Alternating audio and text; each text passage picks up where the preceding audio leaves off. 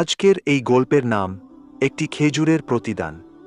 একদিন রাসূল সাল্লাল্লাহু আলাইহি ওয়াসাল্লাম মসজিদে বসেছিলেন। হঠাৎ এক দরিদ্র ব্যক্তি এলেন এবং বললেন, ইয়া রাসূলুল্লাহ, আমার কিছুই নেই, আমি খুব গরিব।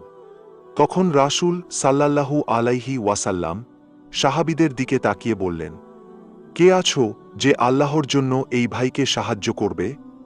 এক সাহাবী এগিয়ে এলেন। তার কাছে তখন ছিল মাত্র একটি খেজুর।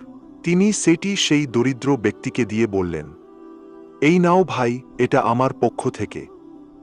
এটা দেখে মানুষেরা হাসছিল, একটা খেজুরে কি হবে? কিন্তু রাসূল সাল্লাল্লাহু আলাইহি ওয়াসাল্লাম বললেন, তুমি জানো না, আল্লাহ এই একটি খেজুরকে পাহাড়সমান নেকিতে রূপান্তর করতে পারেন। আপনাদের প্রতি আমার বার্তা, ছোট্ট একটি ভালো কাজও আল্লাহর কাছে অনেক বড়ও হতে পারে।